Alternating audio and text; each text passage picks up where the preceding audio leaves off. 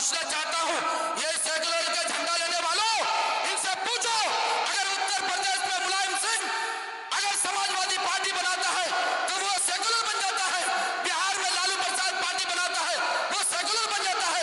Rahul party बनाए तो secular, Priyanka party बनाए तो सेकुलर। अगर अवैसी ने मीम पार्टी बनाया है तो तुम्हारे पेट में दर्द क्यों होता है? याद रखना, अभी तो ये अंगड़ाई है, पूरे हिंदुस्तान में अवैसी का चर्चा होगा, उसका झंडा बुलंद होगा इंशाअल्लाह। इसलिए नौजवानों, अब हमने ये तय किया, जब हम मुस्तफाबाद घूमे, ऐसा महसूस हो रहा है कि आप अगर कोई कांग्रेस को या दूसरी पार्टी को वोट देता है तो बीजेपी को जिताने का काम करेगा। सिर्फ एक ही रास्ता है कि मीम को वोट दो, पतंग छाप पे वोट दो, ताज हुसैन को वोट दो, एक इंकलाब बर्पा करो तो पूरे हिंदुस्तान में आपकी आवाज बनेगी।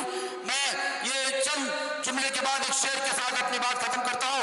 मजलूम के दिल का हर नाला तासीर में डूबा होता है, जालिम को खबर कर दे कोई अंजाम सितम क्या होता है। फिरौन का सर जब उठता है, मूसा कोई पैदा होता है, जालिम को खबर कर दे कोई अंजाम सितम क्या होता है। हिंदुस्तान जिंदाबाद। न सिर्फ हिंदुस्तान बल्कि पूरी दुनिया में जुल्म के खिलाफ लड़ने वाले सालारे मिल्लत और फख्र मिल्लत के जानशीन, नकीब मिल्लत, हम सब के गार्जियन, तमाम मजलूमों की आवाज, तमाम नौजवान दिलों की धड़कन, इज्जत माब जनाब बैरशुद्दीन ओवैसी साहब और मुस्तफाबाद के तमाम नौजवान दिलों की धड़कन, आपके हर दिलाजीज नेता जनाब भाई ताहिर हुसैन साहब और उनके फर्जन और एमआईएम के तमाम कार्यकर्तागण।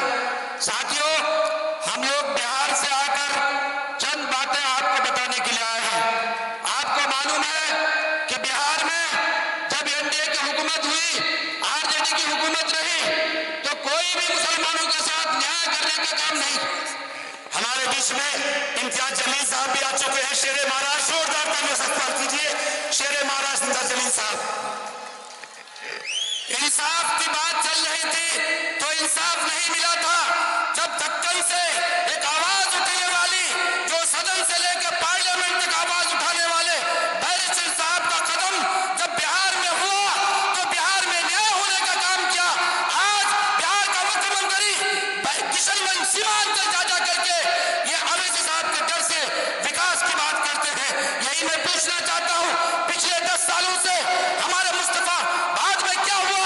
जब यहाँ पर दंगा हुआ था, एक एक नौजवानों को पकड़कर जेल के सलाखों में डाला जा रहा था, कोई पूछने वाला नहीं था। उनके माँ बाप लाखों रुपए की रिश्वत दे करके अपने बच्चों को बचाने के लिए। आज ताहिर हुसैन को वोट दो, अब ताहिर को जिताने का काम करो। दिल्ली में नहीं, पूरे हिंदुस्तान में आपकी आवाज गूंजेगी। और पूछना चाहता हूं, ये सेकुलर का झंडा लेने वालों, इनसे पूछो, अगर उत्तर प्रदेश में मुलायम सिंह अगर समाजवादी पार्टी बनाता है तो वो सेकुलर बन जाता है। बिहार में लालू प्रसाद पार्टी बनाता है, वो सेकुलर बन जाता है। राहुल पार्टी बनाए तो सेकुलर, प्रियंका पार्टी बनाए तो सेकुलर। अगर अवैसी ने मीम पार्टी बनाया है तो तुम्हारे पेट में दर्द क्यों होता है? याद रखना, अभी तो ये अंगड़ाई है, पूरे हिंदुस्तान में अवैसी का चर्चा होगा, उसका झंडा बुलंद होगा इंशाअल्लाह। इसलिए नौजवानों, अब हमने ये तय किया, जब हम मुस्तफाबाद घूमे, ऐसा महसूस हो रहा है कि आप अगर कोई कांग्रेस को या दूसरी पार्टी को वोट देता है तो बीजेपी को जिताने का काम करेगा।